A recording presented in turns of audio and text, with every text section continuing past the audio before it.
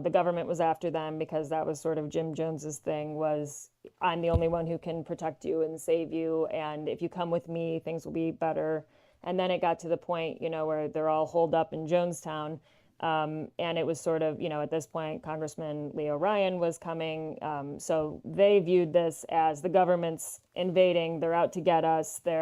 These are the bad guys. And they're going to, a lot of times what Jones was saying was they're going to take your children and do horrible things with them, because there were a lot of children at Jonestown as well.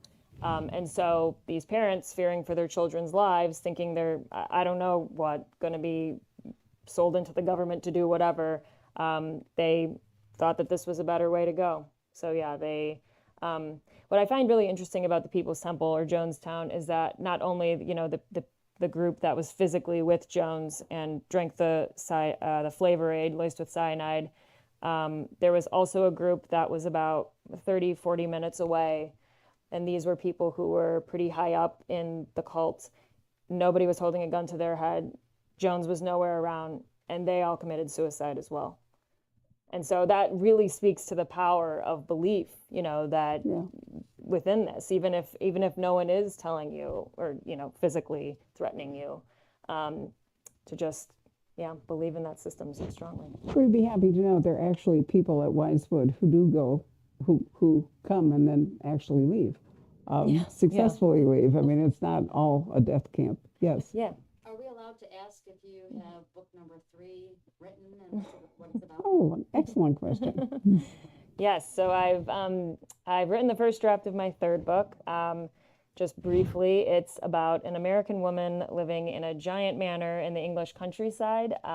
She has not spoken to anyone for 2 years. She has not left her house for 2 years, and we don't know why when the book starts.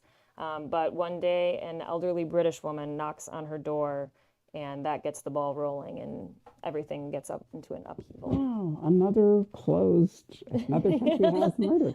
I love it. Do we have any questions from the audience? I do. From Facebook, Linda Schmelze wants to know, in your research, have you discovered cults who shut out family by force, or do they let people leave willingly? I think so. It's definitely, a lot of cults traditionally have physically isolated the members so that the families can't reach them. Some more recent examples, like NXIVM, weren't necessarily physically isolated. There were NXIVM centers all over the country and even in Mexico and stuff. So in some cases, it's not even necessary to actually, physically cut off contact. It's enough to just sort of have this mental takeover, for lack of a better phrase. So I think it just kind of depends on the cult, and it can be a mix. I have a personal question too. Okay. So with being nominated for the Edgar for your very first book, Darling Rose Gold, what's that like for the pressure of writing your second book? Well, I think the second book was actually done by the time that I was nominated for that. That's one case where, so for people that don't know, the publishing process is very long. So from the time you finish your book, it's 9 to 12 months before it hits shelves. So I haven't really worked on this book, since, let's say, last March or April. Which is nice because by the time it comes out, you're really into this new project that you're working on, and so you're not so emotionally invested and crushingly vulnerable on the last one. And often you've actually forgotten what's in this book, which is one reason I sit here, because I can't tell you how many times over the years I've had authors look at me with a desperation, like, did I write that? What was that guy's name?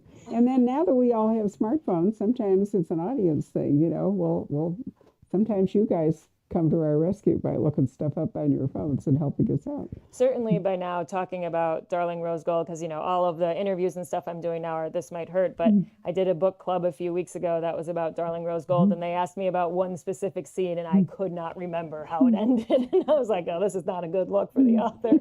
But yeah, I mean, you just get into the new worlds, and it's hard to remember the nuances of every single thing, It really is, yeah. And people often want to know, if an author has more than one book, what's your favorite book? And almost unvaryingly, the answer is the book they're working on, because this still has a chance to be perfect. Yeah, that's right. It does. I mean, and also you're really engaged in it. But you can't be a successful author if at some point you can't let it go. There are loads of people who can't do that.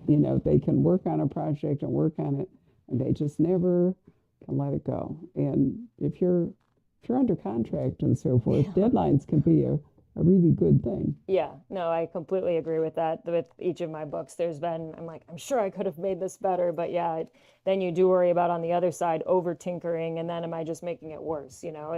You lose all objectivity, whatever little you had to begin with. When you've done draft after draft after draft, Right. it's hard to kind of see the forest for the trees. It really is. I agree. Is that it? I think that's all I have from Facebook at the moment. Yeah. All right. Did I see a hand go up that I snubbed by accident? No? Well, in that case, let me thank you very much for coming tonight. Let's give Stephanie a round of applause. Thank you. Really a pleasure to have her. And as I said, we're going to give away a book. It's the book by the Iceland First Lady. So I don't know how many numbers we gave out. Pat, do you?